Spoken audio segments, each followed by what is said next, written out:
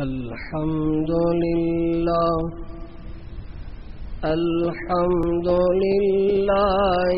وحده والصلاة والسلام على من لا نبي بعده أما بعد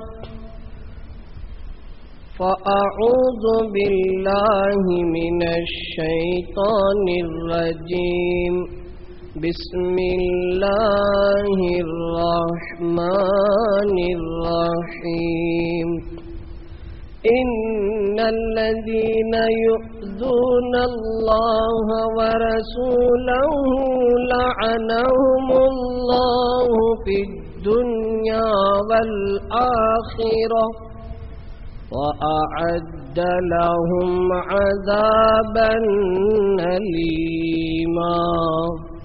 وقال النبي صلى الله عليه وسلم لا يؤمن أحدكم حتى أكون أحب إليه من والده وولده والناس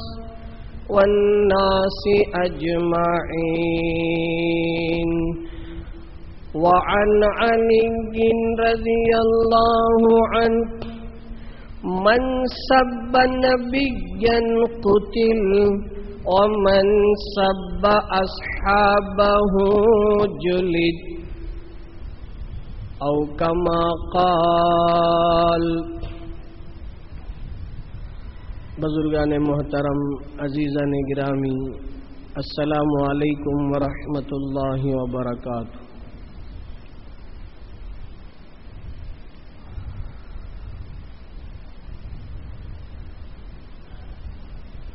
ایک مسلمان کو مسلمان اسی وقت کہا جا سکتا ہے جبکہ وہ ایک اللہ کو مانے، ہر اعتبار سے، صفات کے اعتبار سے، ذات کے اعتبار سے. ایک اللہ کو ماننے کے بعد سرور کونین فخر موجودات رحمت للعالمین صلی اللہ علیہ وسلم کو سچا آخری نبی تسلیم کریں. اس کے ساتھ ساتھ خود اللہ رب ذوالجلال نے اور سرکار مدینہ نے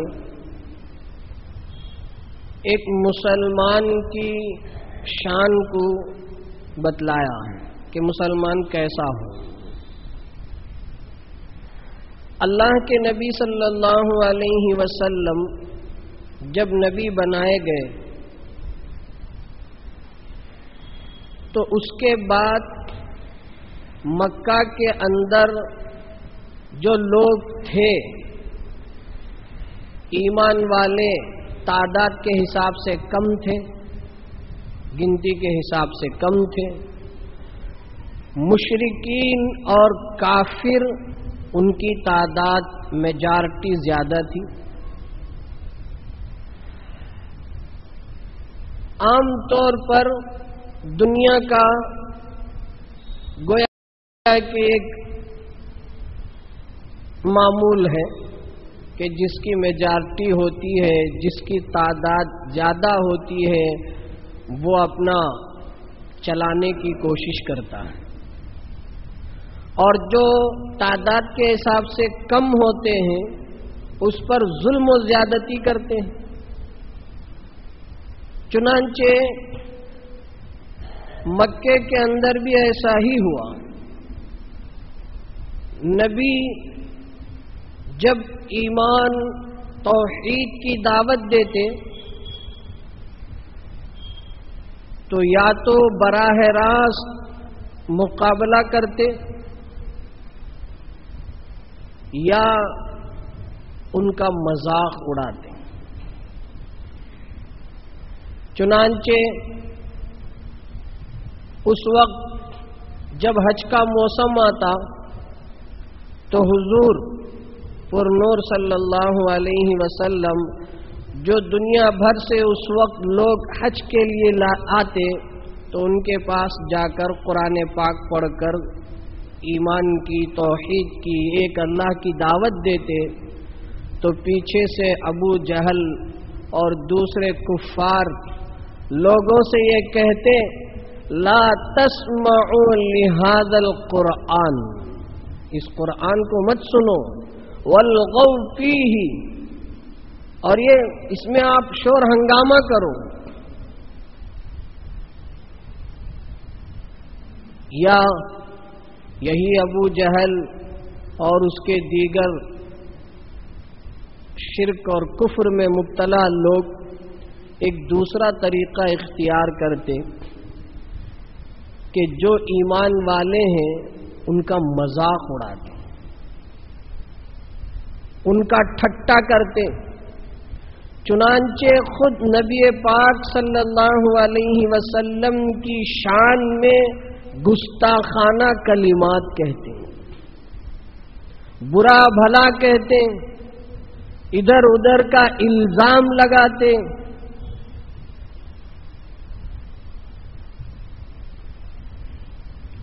नबी पाक सल्लल्लाहु अलैहि वसल्लम आखिर इंसान है, इंसान होने की हैसियत से हुजूर को तकलीफ होती थी और नेचुरल बात है, फितरी बात है।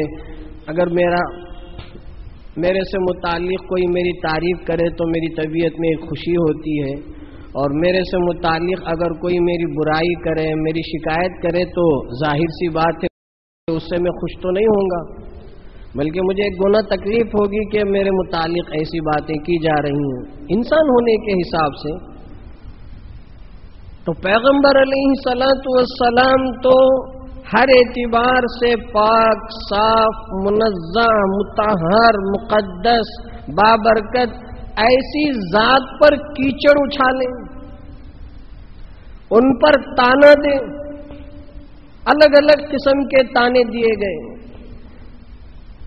उसी वक्त पैगंबर के जमाने में, पैगंबर अभी बाहयात हैं, पैगंबर अभी नबूवत का काम कर रहे हैं, मक्के की जिंदगी है, मदीने की जिंदगी है, हर तरफ नबूवत का जमाना है, पैगंबर हैं, सहाबा हैं, लेकिन कुछ लोग हैं कि हुजूर की शान में हिजू करते हैं, उनका मजाक उड़ाते हैं। ऐसे लोगों के लिए क्या किया गया? सबसे पहले अल्लाह ताला ने कुरान पाक में ये आयात नाजिल फरमाई,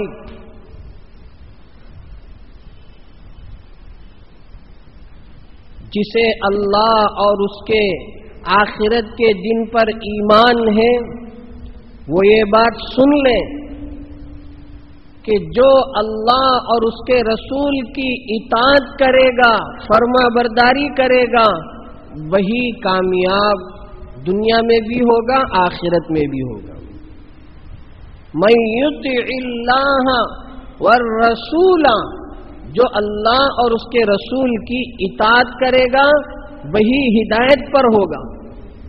पहले तरगीब के तौर पर कहा गया, फिर उसके बाद फरमाया कि जब अल्लाह और उसका नबी कुछ कह दे, किसी काम के करने का हुक्म दे दे, किसी काम से मना कर दे, तो अब किसी मोमिन मर्द, किसी मोमिना औरत के लिए इस बात की गुंजाइश नहीं है कि वो अल्लाह और उसके रसूल की बात से हटकर कोई काम करे। तीसरे नंबर पर अल्लाह ने ये पैगाम दिया, इसके बावजूद अगर कोई अल्लाह और उसके रसूल को तकलीफ देने वाली बातें करता है या कोई अमल जिससे अल्लाह और उसके रसूल को तकलीफ पहुंचती है, سن لے ان لوگوں کے لیے کیا پیغام اللہ کی طرف سے آیا. فرمایا ان الذین یؤذون اللہ ورسولہ، جو لوگ اللہ اور اس کے رسول کو تکلیف دیتے ہیں، چاہے عمل کے ذریعے چاہے قول کے ذریعے، مذاق اڑا کر، ہنسی دلگی کر کے، حضور کی شان میں گستاخانہ کلمات کہہ کر، فرمایا لعنہم اللہ بالدنیا والآخرہ. سن لیں، دنیا میں بھی آخرت میں بھی اللہ کی پھٹکار ہوگی، ان پر لعنت ہوگی. مجھے اور آپ کو کچھ کرنا نہیں ہے، خدا کی طرف سے اعلان ہے لعنہم اللہ فی الدنیا والآخرۃ. جو اللہ کو تکلیف پہنچائے گا، جو اس کے رسول کو تکلیف پہنچائے گا، دنیا کے اندر بھی آخرت کے اندر بھی ان پر اللہ کی لعنت پڑتے رہے گی. مطلب خدا خود اس کو سزا دے گا، خدا خود اس کو سزا دے گا. اللہ کو تکلیف پہنچائے، اللہ اپنی تکلیف کو اس کے بدلے سزا دے نہ دے وہ اور چیز ہے، اس کی شان ہے. لیکن اپنے محبوب کو کوئی تکلیف دے، اپنے لاڈلے کو کوئی تکلیف دے، خدا خاموش نہیں رہے گا. خدا ڈائریکٹ انوالو ہوگا اور اس کو دنیا کے اندر ایسی عبرت ناک سزا دیں گے کہ دنیا کی آنکھیں دیکھتی رہ جائے گی. اور فرمایا اگر کسی وجہ سے دنیا میں اس کا کچھ نہ ہو، ایسا تو نہیں ہوگا. آج تک تاریخ گواہ ہے کہ جس نے اللہ کے نبی کو تکلیف پہنچائی ہے اس کا کیا حشر ہوا ہے، سب نے دیکھا ہے، تاریخ کی کتابوں میں ضبط ہے. اگر اس کے باوجود کوئی بچ نکل جائے، فرمایا وَأَعَدَّ لَهُمْ عَذَابًا أَلِيمًا. آخرت میں ایسا عذاب اس کو ملے گا، عذاب خود دردناک ہوگا. یعنی پہلے یہ بتایا گیا کہ بھی اللہ کی اطاعت اور اس کی رسول کی اطاعت کامیابی کی علامت. پھر یہ کہا گیا کہ بھی اللہ اور اس کے رسول کی جو بات طے ہو جائے اس کے آگے کسی کو کچھ کہنے کی کرنے کی ضرورت نہیں. اور اس کے آگے یہ فرمایا کہ اگر اس کے باوجود اللہ کے ساتھ شرک کرے تو یہ اللہ کے ساتھ تکلیف پہنچانے والا عمل، اور اللہ کے نبی کی شان میں کسی بھی اعتبار سے گستاخانہ انداز اختیار کریں تو فرمایا کہ ایسوں کے لیے دنیا میں بھی آخرت میں بھی اللہ کی لعنت. لعنت کہتے ہیں کوئی اوپر سے آسمان سے اترنے والی چیز نہیں ہے. لعنت کہتے ہیں اللہ کی رحمت سے دوری. اللہ تعالی رحمان بھی ہے، اللہ تعالی رحیم بھی ہے. رحمان کا مطلب یہ ہے کہ اس کی رحمت دنیا میں سب کے لیے برابر ہے. کافر، ایمان والا، فرما بردار، گنہگار، سب کے لیے اللہ کی رحمت. آج جو یہ کافر اور مشرک خدا کے باغی کھاتے پیتے جو بظاہر خوشحال نظر آتے ہیں، یہ اللہ کی مہربانی اور رحمت کی جھلک ہے. اگر اللہ تعالیٰ اپنی رحمت اور مہربانی والا معاملہ نہ کرتا تو ایک نافرمان بھی دنیا زمین پر باقی نہ رہتا. رحمان، اس کی رحمت سب کے لیے ہے. اس کا فرما بردار ہے، اس کو بھی اللہ کی رحمت ملے گی. نافرمان ہے، سب سے زیادہ نافرمان میں اس کو بھی اللہ کی رحمت ملے گی. اللہ رحیم ہے، اللہ رحیم ہے. آخرت میں صرف ایمان والوں کے ساتھ رحمت اور مہربانی کا معاملہ ہوگا، وہاں کفار کے ساتھ کوئی مہربانی کا، لطف و کرم کا معاملہ نہیں ہوگا. وہاں تو ضابطہ چلے گا، کافروں کو سخت سے سخت سزا دی جائے گی۔ تو گویا دنیا کے اندر بھی اللہ کے رسول کو تکلیف پہنچانے والوں کو اللہ اپنی رحمت سے دور کر دیں گے، جبکہ دنیا میں اللہ تعالیٰ کی رحمت سب کے لیے ہے، لیکن جو حضور کے ساتھ گستاخانہ انداز اختیار کرے گا اللہ وہاں اپنی رحمت کو اس سے ہٹا لیں گے، اسے دور کر دیں گے، اپنی رحمت سے محروم کر دیں گے۔ یہ مطلب ہوتا ہے اللہ کی لعنت کا۔ دنیا میں بھی اللہ کی لعنت ہوگی، آخرت میں بھی اللہ کی لعنت ہوگی، اور آخرت میں اس کے لیے خطرناک دردناک سزا ہے جس کو بیان نہیں کیا جا سکتا۔ اللہ رب ذوالجلال جس عذاب کو عذاب علیم کہیں، دردناک عذاب کہیں، تو پھر اس کی دردناکیت میں کتنی خطرناکی ہوگی اس کا ہم اندازہ نہیں لگا سکتے۔ اللہ کے نبی علیہ السلام نے خود فرمایا، لا یؤمن احدکم، تم میں کا کوئی کامل مومن نہیں ہو سکتا، حتی اکونا، یہاں تک کہ میں اس کے نزدیک احب الیہ من والدہ وولدہ والناس اجمعین، اس کے ماں باپ سے بھی زیادہ محبوب بن جاؤں۔ ایک آدمی ہے، مومن ہے، تو مومن کے دل میں پیغمبر کی محبت ماں باپ سے بڑھ کر ہو، من والدہ وولدہ، اولاد سے بڑھ کر ہو، والناس اجمعین، سارے لوگوں سے بڑھ کر ہو۔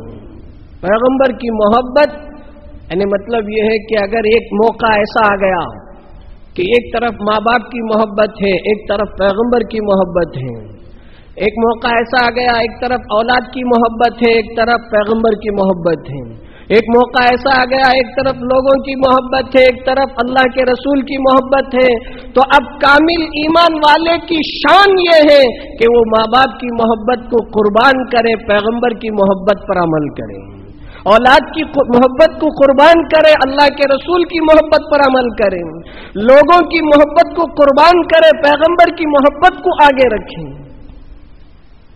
حضرت عمر سب جانتے ہیں، شروع میں سب سے کٹر دشمن اسلام کے تھے، اور تاریخ کون نہیں جانتا ہے، تلوار لے کر نکلے تھے پیغمبر کو نعوذ باللہ قتل کرنے کے لیے۔ راستے میں ملاقات ہوئی، بہن گھر گئے، اللہ نے ایک نظام بنایا، قتل کے لیے گئے تھے رات میں، اور صبح کو ان کے دربار میں پہنچ کر ایمان کو قبول کر لیا۔ ایک موقع پر حضور نے فرمایا، حضور سے حضرت عمر نے کہا کہ اللہ کے نبی، میں نے غور کیا تو میرے ماں باپ سے بڑھ کر، میری اولاد سے بڑھ کر، میری جائیداد سے بڑھ کر، سب سے بڑھ کر آپ مجھے پسندیدہ ہیں، محبوب ہیں، لیکن میری جان سے بڑھ کر نہیں، میری جان مجھے پیاری ہے، میری جان سے بڑھ کر نہیں، جان کے علاوہ سب سے بڑھ کر آپ مجھے پسندیدہ ہیں، لیکن میری جان مجھے پیاری ہے۔ تو حضور نے کہا کہ لا یا عمر، یعنی ابھی تمہارا ایمان کامل نہیں۔ حضرت عمر تھوڑی دیر کھڑے رہے، پھر کہا حضور اب میں یہ محسوس کر رہا ہوں کہ میری جان سے بھی بڑھ کر آپ محبوب ہیں۔ حضرت نبی اکرم علیہ السلام نے فرمایا الآن یا عمر، اے عمر اب تمہارا ایمان کامل ہوا۔ اللہ اکبر۔ میرے دوستو بزرگوں، ایک ایمان والا اس کے دل میں ماں باپ، بیوی بچے، عام لوگ، بلکہ اپنی جان سے بھی بڑھ کر پیار محبت حضور کی ہونی چاہیے ہمارے نزدیک۔ یہ ایمان والے کی، کامل ایمان والے کی نشانی ہے۔ پیغمبر علیہ الصلوۃ والسلام مکہ جب فتح ہوا سن 8 ہجری میں، مدینہ آ کر 8 سال ہو گئے۔ 8 ہجری کو مدینے سے پیغمبر علیہ السلام اپنا ایک صحابہ کا بڑا شاندار لشکر لے کر آن شان کے ساتھ فاتحانہ انداز سے حرم مکی میں داخل ہوئے تو اس وقت لوگوں کی حالت بڑی عجیب تھی. جو باغی تھے، نافرمان تھے، جن لوگوں نے حضور کی شان میں گستاخیاں کی، مذاق اڑایا، چھپ گئے، ادھر چھپے ادھر چھپے، اور کچھ لوگ خانے کعبہ کی چادر پر لپٹ گئے. تاریخ اٹھا کر دیکھ لے، بخاری شریف کی روایتیں دیکھ لے. پیغمبر علیہ الصلوۃ والسلام اس وقت حرم مکی کعبۃ اللہ کے پاس آئے. اب لوگوں کو ڈر تھا کہ جتنے لوگوں نے حضور کو تکلیف پہنچائی ہے سب کو قتل کرنے کا حکم دیا جائے گا. سب اپنی جان کی فکر کر رہے تھے، اور کچھ لوگ آ کر حضور سے کہہ رہے تھے کہ یہ میرے فلاں رشتہ دار ہیں، وہ میرے فلاں ہیں، آپ ان کو پناہ دے دیجئے، آپ ان کو معاف کر دیجئے. تو حضور ایک ایک کر کے چھوٹ دیتے گئے، معاف کرتے گئے، اور پھر اعلان ہوا کہ آج جو جہاں ہے سب کو امن ہے. لیکن حضور نے فرمایا کہ سوائے 4 شخص کے، 4 شخص جہاں کہیں ملے، اگرچہ کعبۃ اللہ کی دیواروں سے چمٹ کر پردے سے لپٹ کر ہو، ان کو چھوڑا نہ جائے. چنانچہ تلاش کیا گیا. 4 شخصوں میں سے ایک شخص تھا جس کا نام عبداللہ ابن خطل. یہ حضور کی شان میں شروع میں مسلمان تھا، اس کی لمبی تفصیل ہے، بعد میں چل کے یہ مرتد ہو گیا. اور اس کی ایک باندی تھی، وہ بڑی شاعرہ تھی، وہ حضور کی شان میں گالیاں بکتی تھی تو یہ خوش ہو جاتا تھا. حضور نے فرمایا کہ ابن خطل جہاں کہیں ہو اس کا سر قلم کر دیا جائے. چنانچہ دیکھا گیا، حضرت زبیر بن عوام کی نظر پڑی کہ یہ کعبۃ اللہ کے پردے پر لپٹ کر چھپا ہوا ہے. اس کو پکڑا گیا، اس کا سر تن سے جدا کیا گیا، قتل کیا گیا.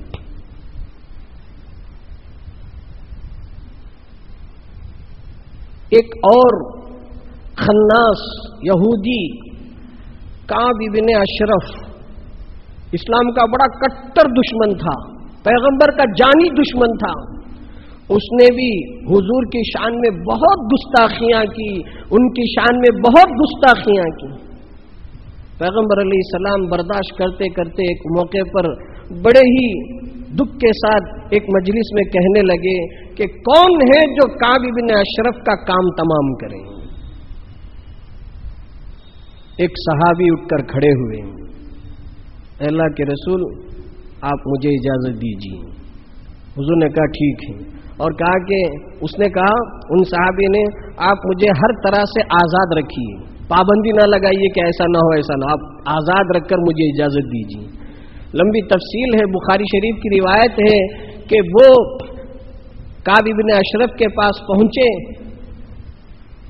اور کہا کہ یہ محمد کیا ہے کہ یہ صدقات زکات لینے کے لیے دینے کے لیے ہم پر بوجھ ڈالتے ہیں، فلاں فلاں، اب مجھے قرض کی ضرورت ہے، میں چاہتا ہوں کہ تم سے قرض لوں. تو وہ دینے کے لیے تیار ہو گیا، لیکن کعب بن اشرف یہودی نے کہا کہ شرط ہے کہ تم کوئی چیز میرے پاس گروی رکھو، رہن کے طور پر رکھو، امانت کے طور پر رکھو. کہا کہ کیا چیز چاہیے؟ تو اس نے کہا کہ تمہاری عورت کو رکھو. تو ان صحابی نے کہا کہ ارے تمہارے پاس تو بہت خوبصورت عورتیں ہیں، ساری عرب کی عورتیں تمہارے قبضے میں ہیں، عورتوں کی کیا ضرورت ہے؟ تو اس نے کہا چلو تمہارے بچوں کو رکھو. تو انہوں نے کہا کہ اگر تمہارے پاس میں اپنے بچوں کو بطور گروی رکھوں گا تو لوگ تمہارے بارے میں کیا سوچیں گے کہ بچوں کو رکھ لیا ہے، تو تمہاری شرمندگی ہو جائے گی. تو اس نے پوچھا پھر کیا رکھو گے؟ کہا کہ میرے پاس ہتھیار ہے، میری تلوار ہے، ہتھیار ہے، اس کو رکھتا ہوں، وہ تمہارے کام آئے گی. کہا کہ چلو لاؤ. چنانچہ وہ رات کے وقت میں وہ صحابی اپنا ہتھیار تلوار لے کر آئے تو یہ سو رہا تھا، اٹھ کر آیا تو اس کی بیوی نے کہا کہ کہاں جا رہے ہو؟ مجھے تو خون کی بدبو آ رہی ہے. اس نے کہا کہ ارے ہمارا دستور ہے، ہمیں کون نقصان پہنچائے گا. یہ قرضہ لینے کے لیے آیا ہے اس لیے میں جا رہا ہوں. چنانچہ گئے تو وہ خوشبو کا بڑا عاشق تھا، زیادہ خوشبو استعمال کرتا تھا. تو جب وہ قریب پہنچا تو ان صحابی رسول نے کہا کہ آپ کی خوشبو تو بڑی شاندار ہے، میں چاہتا ہوں کہ آپ کے سر پہ جو خوشبو کی چیزیں ہیں مہک رہی ہیں میں اس کو سونگوں. تو کہا کہ ہاں سونگ لو. تو اس نے اپنی گردن ان کے قریب کر دیا. تو ایک مرتبہ سونگا اور سون کر کہا کہ ماشاءاللہ بہت اچھی خوشبو ہے، میں چاہتا ہوں کہ پھر سے ایک مرتبہ میں اس خوشبو کو سونگوں. ان صحابی کے ساتھ ایک اور صحابی تھے، ان کو انہوں نے پہلے سے پلان تیار کرا کے رکھا کہ دوبارہ جب میں سر سونگنے لگوں اور میں اس کے سر کو اپنے قبضے میں کر لوں اور اس کی گردن صاف نظر آئے تو تلوار چلا دینا. چنانچہ ایسا ہی ہوا. دوبارہ جب سونگا ان کی گردن اپنے ہاتھ میں اور جو دوسرے تھے انہوں نے سر قلم کر دیا اور ان کا سر لے کر حضور کی خدمت میں پہنچے اور پیش کیا. حضور نے اللہ کا شکر ادا کیا. میرے دوستو بزرگوں، حضور کے دور میں حضور کو گالیاں دینے والے، مذاق کرنے والے تھے، لیکن خود اللہ نے ایسا نظام بنایا کہ ان کی موت خطرناک انداز سے ہوئی. یمن کے اندر صنعاء جو پائے-تخت ہے، کیپٹل سٹی ہے، وہاں بھی 2 عورتوں نے پیغمبر کی شان میں گالیاں دی. تو اس وقت 2 صحابی الگ الگ ان کے پاس پہنچے اور ان عورتوں میں سے ایک کا دونوں ہاتھ کاٹ دیا اور ایک کے سامنے کے دانت گرا دیے. اور وہ زمانہ تھا حضرت صدیق اکبر رضی اللہ عنہ کا. جب ان کو معلوم ہوا کہ ہاتھ کاٹا گیا ہے اور دانت نکالا گیا ہے تو حضرت صدیق اکبر نے کہا کہ نبی کی شان میں جو گستاخی کرتا ہے اس کی سزا ہاتھ کاٹنا نہیں ہے، اس کا سر قلم کرنا ہے. اب آپ کو اندازہ ہوگا کہ حضرت جو ہے سب کو ہتھیار لینے کے لیے کہہ رہے ہیں کہ جو بھی حضور کی شان میں گستاخی کرے جی اس کا سر قلم کر دوں.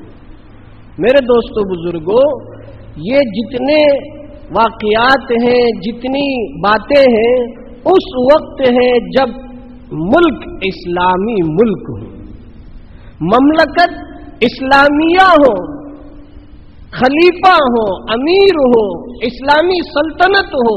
تو ایسے موقع پر چونکہ رہنے والوں کو اسلام کے طور طریقے پہ رہنا ہے اور جو حضور کی شان میں گستاخی کرے گا، اسلام کا حکم ہے من سب نبیًا، جس نے نبی کو گالی دی قتلا، اس کو قتل کر دیا جائے گا.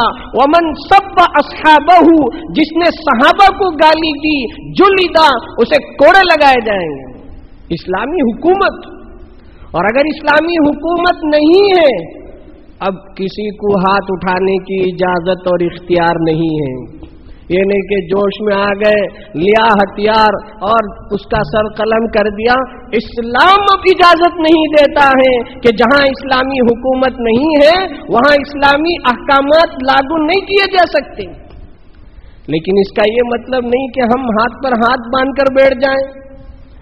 اس کا یہ بھی مطلب نہیں کہ ہم سڑکوں پر آ جائیں اور دنگے فساد کریں، توڑ پھوڑ کریں، جانی نقصان پہنچائیں، مالی نقصان پہنچائیں. یہ اسلام کا طریقہ نہیں ہے. اسلام کا طریقہ کیا ہے؟ جہاں اسلامی حکومت نہ ہو وہاں مسلمانوں کو پکا سچا مسلمان بننا ہے. جہاں اسلامی حکومت نہ ہو وہاں مسلمانوں کو عاشق رسول کامل بننا ہے. یہ جلسے جلوس، یہ کچھ ہنگامے، یہ تو وقتی ہے، عارضی ہے.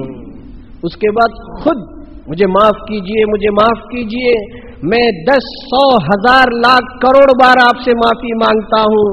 ارے غیروں نے اتنا حضور کو تکلیف نہیں پہنچایا جتنا تکلیف ہم خود حضور کو پہنچاتے ہیں. کتنی سنتوں کو ہم لات مار کر ٹھکراتے ہیں. جی ہمیں اس وقت ہمارے خلاف کون کھڑا ہوگا؟ ہمارا سر قلم کون کرے گا؟ خدا کریں گے، خدا پکڑیں گے. ہم حضور کا کلمہ پڑھ کر، حضور کا نام لے کر مسلمان ہوئے اور حضور کی تعلیمات کو एक मिनट के लिए हम बैठकर सोचें कि मेरा दिल ला युमिनु अहदुकुम हत्ता अकूना अहब्बा इलैहि मिन वालिदिही व वलदिही वन्नासी अजमईन। मेरे दिल में मेरे माँ बाप की मोहब्बत है कि अल्लाह के रसूल की मोहब्बत है, मेरे दिल में मेरी बीवी बच्चों की मोहब्बत है कि मेरे दिल में अल्लाह के रसूल की मोहब्बत है। हम अंदाजा लगाएं, ये वक्त इस्लाम दुश्मनों की साजिशों का है, ये वक्त इस्लाम दुश्मनों की साजिशों का है। और इस्लाम दुश्मन वो ये चाहते हैं कि मुसलमान को बरंगीख्ता किया जाए, वरगलाया जाए, उनको भड़काया जाए, उनको आपसी लड़ाई में लड़ाकर वो तमाशा देखते हैं और हुकूमत करना चाहते हैं। मुसलमानों की अक्लमंदी होगी, मुसलमानों की समझदारी होगी कि वक्त की नजाकत को देखें। यकीनन जिस शैतान खबीस मरदूद मलऊन ने पैगंबर की शान में गुस्ताखी की, हमारा दिल दुखता है, हमारे दिल में दर्द है, तड़प है।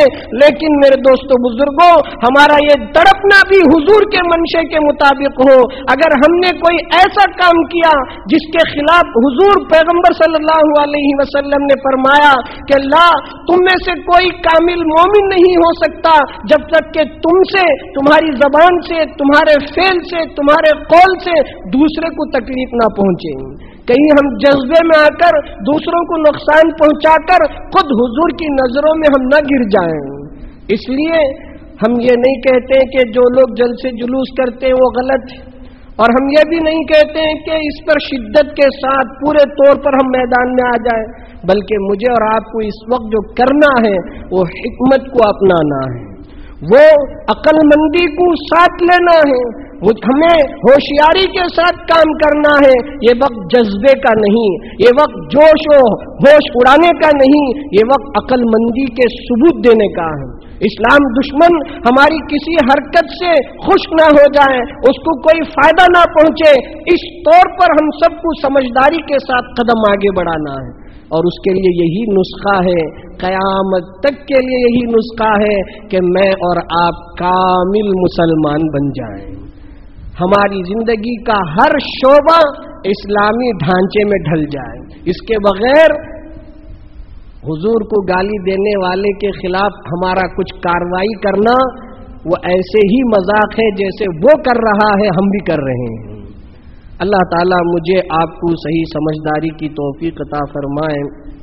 एक बात यह है कि अल्हम्दुलिल्लाह हमारे ज़िले में और आसपास में आलमी वबाई मर्ज़ के जो असरात हैं अल्लाह के फजल व करम से बहुत हद तक काबू में हैं। ये अल्लाह की मेहरबानी है, वाक़ियतन अल्लाह की मेहरबानी है, वरना हमने जो अपनी आँखों से देखा, कानों से सुना, दिल तड़प गया, मचल गया, परेशान हो गए कि लोग किस तरीके से परेशान हुए इस आलमी बीमारी की वजह से। अब अल्लाह ने मेहरबानी की है, इसलिए अब भी इस बात की ज़रूरत है कि हम एहतियात बरतें, ऐसा ना हो कि हमारी तरफ से गफलत हो जाए। इसलिए इस बीमारी से बचने की बात सिर्फ किसी खास जगह, किसी खास इलाके के लिए नहीं है, बल्कि हम जहां भी रहें, चाहे हम किस जगह पर भी रहें, हमें एहतियात बरतने की जरूरत है। ऐसा नहीं है कि भाई अब कुछ भी नहीं है इसलिए आज़ाद हो जाओ, ऐसा नहीं है आज़ाद हो जाओ, इसलिए कि ये साजिश भी हो सकती है, आजमाइश भी हो सकती है, इसलिए इससे हमें एहतियात बरतना ही अक्लमंदी है। जैसे कि अल्लाह के नबी अलैहिस्सलाम ने एक रिवायत में, तिरमिज़ी शरीफ की रिवायत है, जिसमें फरमाया कि हर बीमारी का इलाज परहेजगारी है। आदमी बेहतरीन दवाई बड़े से बड़े डॉक्टर के पास दिखाकर शानदार दवाई खा रहा है, लेकिन जो परहेज करना है वो अगर वो परहेज ना करें तो फिर वो दवाई काम नहीं करेगी। तो हमें एहतियात बरतने की ज़रूरत है, इसलिए हम गफलत ना बरतें। अल्लाह ताला हम सबको अमन आमा नसीब फरमाए, कामिल सेहत अता फरमाए, और जो असबाब इख्तियार करने हैं उन असबाब को इख्तियार करने की तौफीक अता फरमाए। आमीन व आखिर दावाना अनिल हम्दुलिल्लाहि रब्बिल आलमीन।